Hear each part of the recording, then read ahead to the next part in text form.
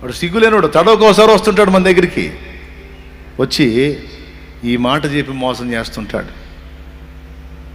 దేవుని మీద మనకు అనుమానం కలిగేటట్టు, దేవుని ప్రేమను మనం సందేహించేటట్టు, దేవుని శక్తిని సందేహించేటట్టు, దేవుని జ్ఞానాన్ని సందేహించేటట్టు వాడు చేస్తాడు. అందుకే దేవుని ఆత్మ నీతో మాట్లాడుతున్నాడు. నానా విధములైన శ్రమల్లో నలుగుతున్న నా కుమారి, నానా విధములైన శోధనల చేత కొట్టబడుతున్న నా కుమారుడా, నేను నిన్ను ప్రేమించుచున్నానని నువ్వు ఎరుగుదువా? నేను ఎరుగుదును తండ్రి. అట్లయితే నా మీద ఆనుకొని నిమ్మళంగా ఉండు. ప్రస్తుతానికి నా మీద ఆనుకొని నువ్వు నిమ్మళంగా ఉండు. భవిష్యత్తులో నేను నిన్ను ప్రేమించితనని నువ్వు తెలుసుకోవటం కాదు, నిన్ను ఇబ్బంది పెట్టిన వాళ్ళు కూడా తెలుసుకునేటట్టు చేస్తానన్నాడు.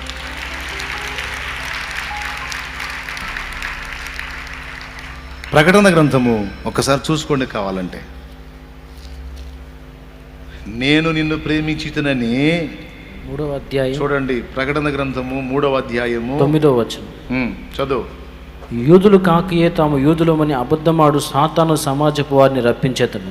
వారు వచ్చి నీ పాదముల ఎదుట పడి నమస్కారము చేసి, ఇదిగో నేను నిన్ను ప్రేమించితినని తెలుసుకున్నట్లు చేసేదను. అది నానా విధముల చేత, శోధనల చేత, నానా విధములైన శ్రమల చేత కొట్టబడుతున్న నా కుమారి, నానా విధమైన శ్రమల చేత కొట్టబడుతున్న నా కుమారుడా, నాకు ఒక్క మాట చెప్పు, నువ్వు నేను నిన్ను ప్రేమించుచున్నానని నువ్వు నమ్ముచున్నావా? అయ్యా నేను నమ్ముతున్నాను అన్నోళ్ళు చేతులు ఎత్తండి. అయ్యా నేను విశ్వసిస్తున్నానయ్యా, నువ్వు నన్ను ప్రేమిస్తున్నావు. నన్ను కాక ఎవరిని ప్రేమిస్తావయ్యా? నువ్వు నన్ను ప్రేమిస్తున్నావా? సరిగా చేతులు ఎత్తాలే. ఇదేంది? నేను 2 చేతులు ఎత్తుతా, నాకు డౌట్ లేదు. దేవునికి స్తోత్రం కలుగును గాక. నాకు డౌట్ లేదు. ఈ మాట నువ్వు దేవునితో చెప్తున్నావు ఈరోజు. నా తండ్రి, నువ్వు నన్ను ప్రేమిస్తున్నావు. అది కూడా సామాన్యంగా నీ ప్రాణము పెట్టునంతగా నన్ను ప్రేమిస్తున్నావు. ఎంతగా ప్రేమిస్తున్నావు? నీ ప్రాణము నా కొరకు ధారపోయినంతగా నన్ను ప్రేమిస్తున్నావు. నాకు తెలుసా సంగతి.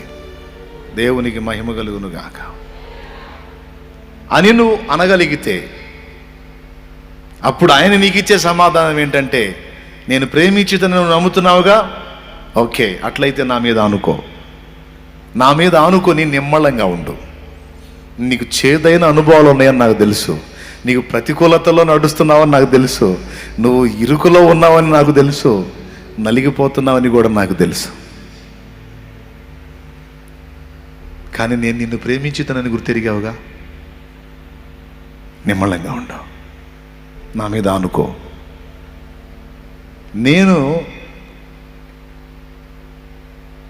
నిన్ను ప్రేమించితనని నీకు అర్థమైద్ది.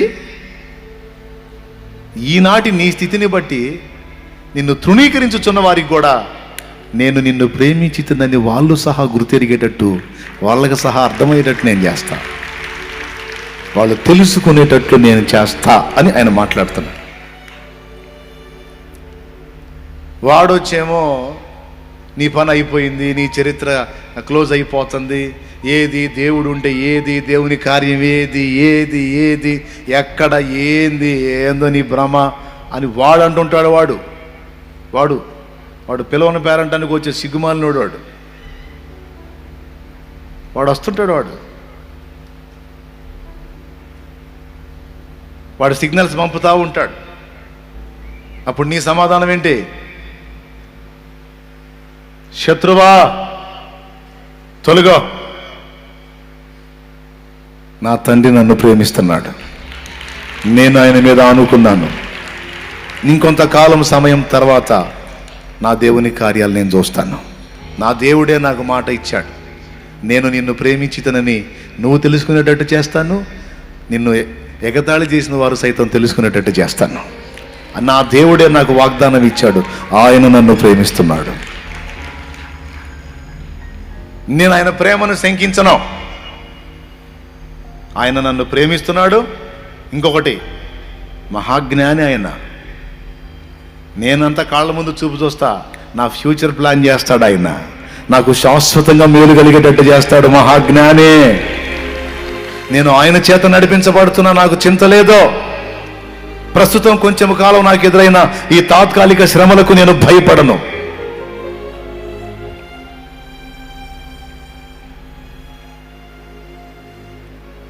విశ్వాసి, దేవుని ప్రేమించు బిడ్డ, దేవుని మీద అనుకో, పూర్ణ శాంతిని అనుభవిస్తావు. వ్యసనాలంపట్లో చిక్కుబడిపోయి, దుర్వ్యసనాలకు బానిసవైపోయి కొట్టుమిట్టాడుతున్న తమ్ముడా, కొట్టుమిట్టాడుతున్న చెల్లి, ఇక్కడ ఉన్నోళ్లే కాదు, ఈ లైవ్ ద్వారా వీక్షించే వాళ్ళలో కొంతమంది ఉండొచ్చు, లేదా వారికి పరిచయం ఉన్న వాళ్ళలో కొంతమంది ఉండొచ్చు. బంధకాల్లో పడిపోయి, వ్యసనాల్లో పడిపోయి, కొంతమంది డ్రగ్స్కి బానిసలై, కొంతమంది మద్యానికి బానిసలై, కొంతమంది పొగ త్రాగుటకు బానిసలైపోయి, గంజాయికి బానిసలైపోయి, సిగరెట్లకు బానిసలైపోయి, దుర్వ్యసనాలకి, అడ్డదిడ్డమైన హేయమైన కృత్యాలకు బానిసలైపోయి కొంతమంది విలవిలలాడుతున్నారు. సాతాను అంటాడు నీ చరిత్ర అయిపోయిందని. కొంతమంది మనుషులు కూడా అంటారు నీ చరిత్ర అయిపోయిందని. కానీ దేవుడు అంటున్నాడు, లేదు లేదు, విడుదల పొందగోరి నీవు నా వైపు చూస్తున్నావు, విడుదల పొందగోరి నీవు నా దగ్గరకు వచ్చావు, నా వైపు చూస్తున్నావు, నిశ్చయంగా నేను నిన్ను విడిపించేదనని ఆయన మాట్లాడుతున్నాడు. ఆయన వాటన్నిటిని జయించేటువంటి మనోబలాన్ని నా దేవుడే నీకు ఇస్తాడు. ఓయబ్బా, నీకంటే భయంకరమైన తాగుబోతులు, భయంకరమైన గంజాయిలు తాగినోళ్ళు, భయంకరమైన డ్రగ్స్కి అలవాటైన వాళ్ళు ఎంతోమంది వాటి నుంచి విడుదల పొంది ఈరోజు దైవ జనులై సేవ చేస్తున్నారు, దైవ జనురాళ్ళై సేవ చేస్తున్నారు. నువ్వు కూడా చేస్తావు.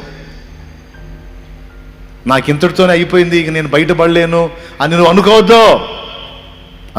నీకు నిరీక్షణ ఉంది, నా దేవుడున్నాడు. నిజంగా బయట పడాలని నీకుంటే నువ్వు ఆయన పాదాలు పట్టుకొని గోజాడు, వాటిని జయించే మనోబలాన్ని నీకు ఖచ్చితంగా నా దేవుడు ఇస్తాడు. నేను అన్నీ ఎరుగున్నానని నేను ఎరగనట్లేదు, అన్నీ ఎరుగున్నాను నేను, కానీ వాటి అన్నిటి నుంచి నన్ను దేవుడు విడిపించాడు. నన్ను విడిపించిన దేవుడు నిన్ను విడిపిస్తాడు. నన్ను ఇలా చేసి వాడుకుంటున్న దేవుడు నిన్ను కూడా వాడుకుంటాడు. నా దేవుడు సమర్థుడో. ఆ జ్ఞానం ఆయనకుంది, ఆ శక్తి ఆయనకుంది. బలహీనుడు కాదు మన దేవుడు, బలవంతుడు. జ్ఞానం లేని తెలివి తక్కువడు కాదు, మహాజ్ఞాని, అనంత జ్ఞాని,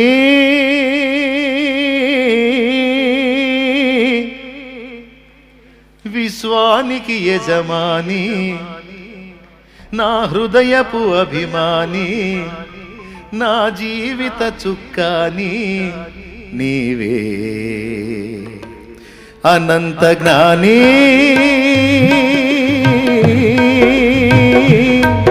విశ్వానికి యజమాని, నా హృదయపు అభిమాని, నా జీవిత చుక్కాని నీవే. అనంత జ్ఞాని,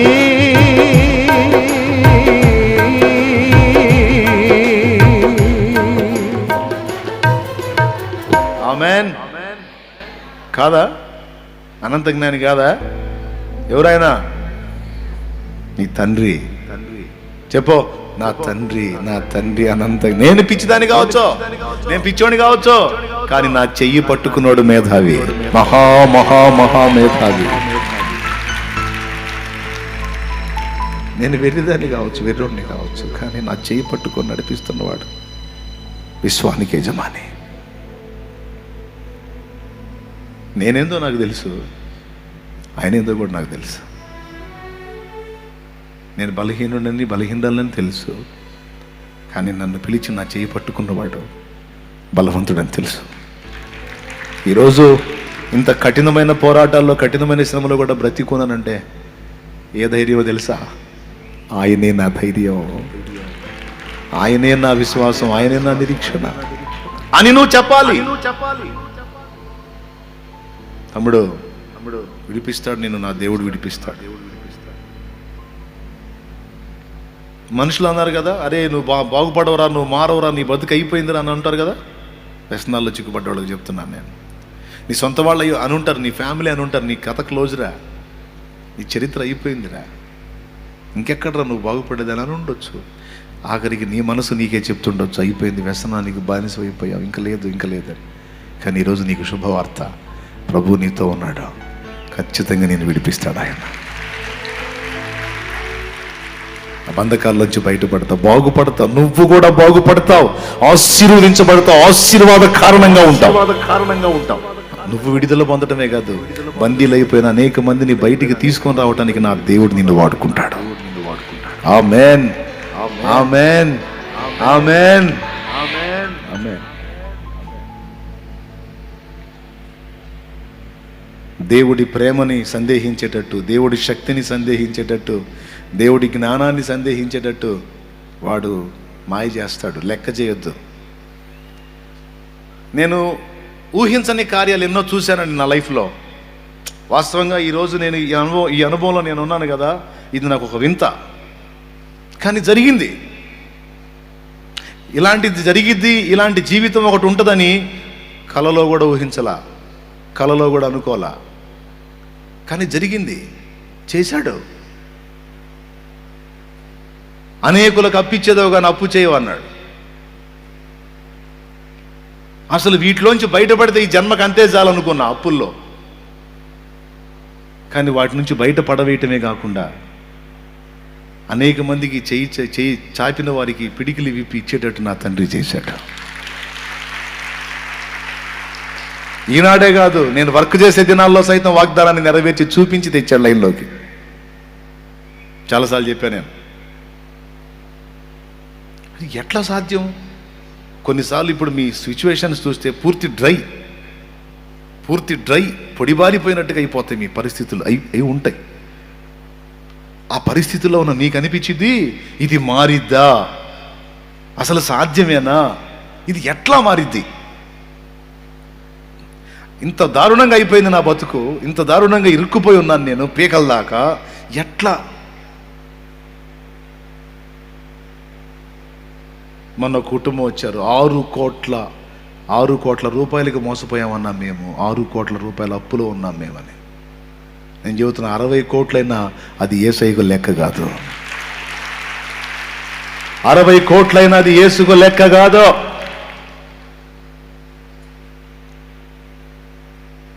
పూర్తి డ్రై పొడిబారిపోయిన పరిస్థితులు నీ ముందుండి నెక్స్ట్ అడుగు శూన్యంలాగా ఉంది కదా, నాకంతే ఉంది. అప్పుడు నెక్స్ట్ అడుగు శూన్యంలాగుంది, కానీ ఆ కఠినమైన దినాన ఆ శూన్యంలో కూడా కాస్త ఆయన్ని విశ్వసించడానికి శక్తినిచ్చాడు మహారాజు. నన్ను నేను నమ్మలేదు, నాకెవరో సాయం చేస్తారని కూడా నమ్మలేదు, కానీ పిలిచిన వాడు నమ్మదగిన వాడని నమ్మాను. ఆయన తలుచుకుంటే ప్రకృతిని శాసిస్తాడు, మనుషుల్ని శాసిస్తాడు, రాజ్యాలను శాసిస్తాడు, రాజుల్ని శాసిస్తాడు. నా దేవుడు ఏదైనా చేయగలుగుతాడు అని ఒక్కటి మాత్రం నమ్మి ఆ పొడిబారిన పరిస్థితుల్లో సైతం ధైర్యం తెచ్చుకొని నిమ్మళంగా బ్రతకటం నేర్చుకున్నా.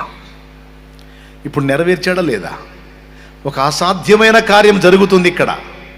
ఇప్పుడు మీ కళ్ళతో మీరు చూస్తుంది, నేను ఊహలో కూడా ఊహించని ఒక అసాధ్యమైన కార్యం నీ ఎడద కూడా నా దేవుడు చేస్తాడు.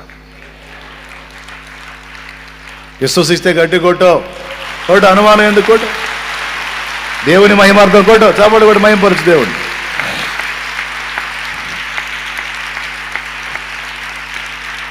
నా దేవుని కృప. శత్రువు మోసం చేసే మాటలు నమ్ముతావా? సర్వలోకాన్ని మోసపుచ్చాడు వాడు, నిన్ను కూడా మోసం చేసి మనశ్శాంతి లేకుండా చేస్తున్నాడు. వాడి మాటలు వింటావా, యేసయ్య మాటలు వింటావా? ఎవరి మాటల మీద ఆధారపడతావు, ఎవరి మాటల మీద ఆనుకుంటావు? వాడి మాటలు వింటే ఉరేసుకోవాల్సి వచ్చింది, ఇక అంతే, చావు తప్ప ఏం కనపడదు.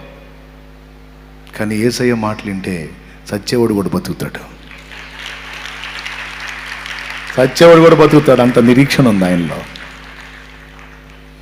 యేసయ్యా నా నిరీక్షణ ఆధారమా, నా నిరీక్షణ ఆధారమా, యేసయ్యా నా నిరీక్షణ నిరీక్షణ ఆధారమా.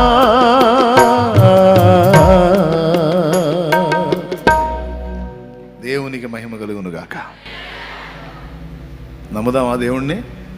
సైతాను మాటిని సందేహిద్దామా? దేవుని ప్రేమని, జ్ఞానాన్ని, శక్తిని, బలాన్ని నమ్మండి. ఈరోజు దీనంగా ఉండొచ్చు నీ పరిస్థితి, కానీ అది మారుందన్న నిరీక్షణ అయితే ఉంది. ఏదో ఓదార్పు కోసం చెప్పట్లా, వాడు మోసం చేసే పాయింట్ అక్కడ ఉంది కాబట్టి దాన్ని చూపించి మీకు ధైర్యం చెప్తున్నా. నా దేవుడే పలికిస్తున్న మాటలు.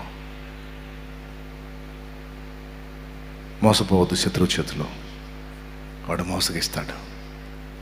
మొదటిది దేవుని ప్రేమను శంకించేటట్టు, దేవుని శక్తిని, జ్ఞానాన్ని శంకించేటట్టు చేస్తాడు. మొదటిది. రెండవది, యేసు ప్రభు దగ్గరికి వచ్చి మోసం చేయబోయాడు. చూడండి, యేసు ప్రభు దగ్గరికి వచ్చి మోసం చేయబోయాడు. ఏం చేశాడు? ఏ పాయింట్లో? ఒకళ్ళతో నీకెందుకు, 40 రోజులు ఫాస్టింగ్ ఉన్నావు, బాగా ఆకలి అవుతుంది, ఈ రాళ్ళను రొట్టెలుగా చేసుకొని తిను, నీకోసం నువ్వు చూసుకో, నీకోసం నువ్వు బతుకు అనే శోధన రెండవది. మన కోసమే మనం బతకాలి అనేటట్టు చేస్తాడండి వాడు. యేసుప్రభు తిన్నాడా? సాతాను భలే చెప్పేవారా, నిజంగా నా ఆకలి గుర్తించావు, నిజంగా థ్యాంక్ యూ రా నేను తిన్నాడా? మనుషుడు రొట్టె వలన కాదు, దేవుని నోట నుండి వచ్చు ప్రతి మాట వలన జీవించనని వాని గద్దించాడు. యేసుప్రభు రొట్టెలు చేశాడు, తన కోసం చేయలే, తన పిల్లల కోసం చేశాడు. తన ఆకలి తీర్చుకోవడానికి చేశాడా? కానీ అక్కడ 5 రొట్టెలు 2 చేపలు వేలాది మందికి విరిచి పంచి కడుపులు నింపి నడిపించాడు నా తండ్రి. సాతాను చేసేటువంటి మరొక మోసం ఇదే. నీ కోసమే నువ్వు ఆలోచించుకో, నీ స్వార్థానికి నువ్వు బతికేసేయి, ఎవడెట్ట సస్తే నీకెందుకు, వాడట్ట వీడెట్ట నీకెందుకు. దేవుడిచ్చినటువంటి శక్తి, తండ్రి ఇచ్చినటువంటి శక్తిని రాళ్ళను రొట్టెలుగా చేసుకొని నువ్వు తిను. ఒక సత్క్రైస్తవుడిగా ఉన్నవాడు తన కోసం తను బ్రతకడు. నేను నా కోసం కాదు, నా ప్రభు కోసం అండ్ నా సమాజం కోసం. సామాజిక స్పృహ కలిగి ఉంటాడండి. సమాజానికి చెప్పాల్సింది చెప్పాలి, ఇవ్వాల్సిన హెచ్చరికలు ఇవ్వాలి. తప్పు. సాతాను చేసే మోసాల్లో రెండోది ఏంటంటే, నీ కోసం నువ్వు బతుకురా, ఎవడెట్టబోతే నీకెందుకు అని నేర్పిస్తాడు వాడు. యేసయ్య అదే చెప్పాడా?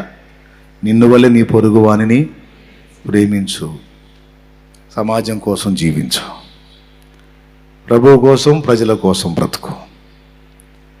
ఎంతమందికి అర్థమైంది? అది సంగతి. రెండవ మోసం.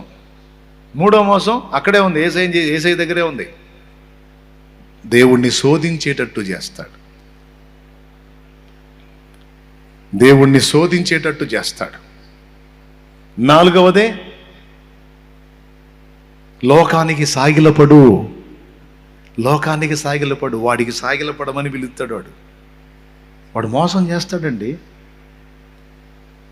లోకాన్ని ముద్దు పెట్టుకో, బయలును ముద్దాడు. ఏలియా ఏమన్నాడు తెలుసా? రోషము గల వాడని నేను ఒక్కడనే నిలుచున్నాను ప్రభు అన్నాడు. అప్పుడు దేవుడు ఏమన్నాడు తెలుసా? నువ్వు ఒక్కడవే అనుకుంటున్నావా రోషగాడివి?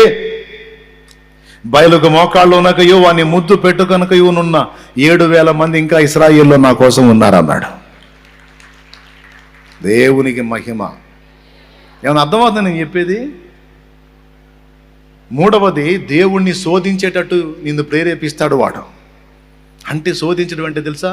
దేవుడు నిన్ను పరీక్షించడం కాదు, నువ్వు దేవుణ్ణి పరీక్షించేటట్టు నిన్ను రెచ్చగొడతాడు వాడు.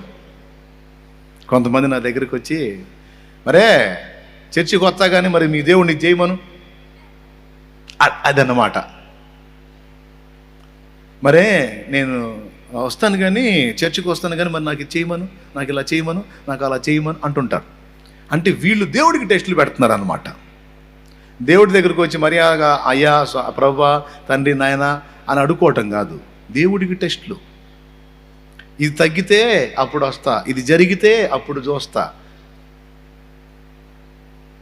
కొంతమంది నీతో మాట, నిజంగా నువ్వు అంత భక్తి గలదానివి అయితే మరి దేవుడు తగ్గించాలి కదా, దేవుడు బాగు చేయాలి కదా అంటే వీళ్ళు పోయి, ప్రభువా నిజంగా నువ్వు శక్తి గలవాడివైతే నాకు తగ్గాలి ప్రభువా. నేను చెప్పనా, అది తగ్గదు, ఇంకా డబుల్ అయింది. అసలు అదేం ప్రార్థన, నువ్వు శక్తి గలవాడివైతే ఇది తగ్గాలని? తప్పు. దేవుణ్ణి ఎప్పుడూ శోధించకూడదు. నువ్వు అన్నా అనకపోయినా ఆయన శక్తి గలవాడే. నువ్వు అన్నా అనకపోయినా, నువ్వు ఒప్పుకున్నా ఒప్పుకోకపోయినా ఆయన బలవంతుడే, ఆయన జీవం గలవాడే, ఆయన ప్రభావం కలిగిన వాడు. దేవుడికి పరీక్షలు పెట్టవాకు. కొంతమంది దేవుడికి టెస్టులు పెడుతుంటారు. అది దేవుణ్ణి శోధించటం అంటే. ఇది కూడా వాడు రేపే పనే.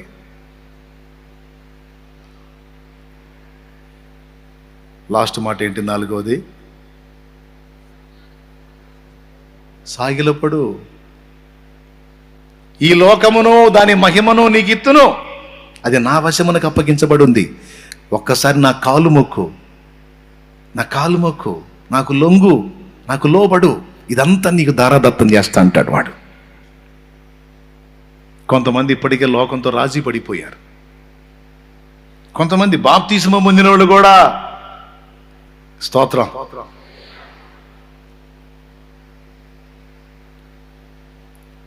కొంతమందిని చూశాను నేను, లోకానికి సాష్టాంగపడి లోకానికి నమస్కరించి దాన్ని పొందుకోవాలని దేవుణ్ణి వదిలేశారు. ఒక అమ్మాయి ఒక అబ్బాయిని లవ్ చేసిందంట, బాప్తిస్మం పొందిన అమ్మాయి బాప్తిస్మం పొందిన అమ్మాయి అబ్బాయిని లవ్ చేసిందంట. వాడు పక్కా అన్యుడు, అస్సలు యేసుప్రభు అంటే ఒప్పుకోడు. ఇప్పుడు ఈ అమ్మాయి శోధించబడింది అనమాట. ఏసా అబ్బాయా, ఏసా అబ్బాయా, అబ్బాయి ఏసు, అబ్బాయి ఏసు, అబ్బాయి పోయింది ఉడుచుకొని అంతే. లేకపోతే మామూలుగా నేను పచ్చిగా చెప్తున్నా కదా, యేసు ప్రభు వద్దు, అబ్బాయి నీకు పోవటమే, ఇద్దరు కలిసి పాతాళ నీకు పోవటమే. మళ్ళీ నాకు ఎప్పుడన్నా నాకు కనపడితే మార్చుకుంటానన్నయ్య, మార్చుకుందామని అని 2-3 సార్లు కనపడింది. ఈ మధ్యలో అసలు అడ్రస్ కూడా లేకుండా పోయింది. అయిపోయింది. ఎవరిని మార్చారో ఇప్పుడు నేను ఎరుగుదును. ఇప్పుడు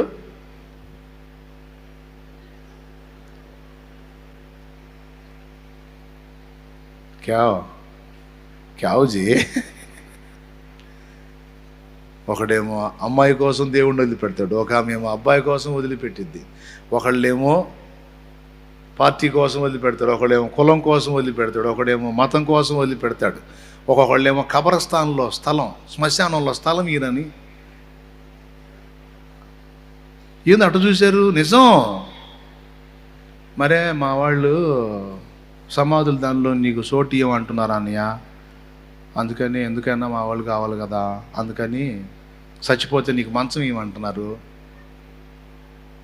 కబరస్థాన్లో చోటు ఇవ్వమంటున్నారు, అందుకని పోయి వాగులో కలిసావా, పో, ఇలాంటి వాళ్ళు పోవటమే మంచిదిలే, పో, ఎందుకు అటు ఇటు కాని వాళ్ళు పో. లోకమంతా నన్ను వదిలినా నాకు యేసు చాలు అనుకునే రోషగాళ్ళు కావాలి. లోకానికి సాగిల పడను, లోకానికి సాష్టాంగ పడను. సాతానా పొమ్ము, నీ దేవుడైన ప్రభు, అద్వితీయ ప్రభు, ఆయనకు మొక్కి ఆయనకు మాత్రమే నమస్కరించవాలని ఉంది.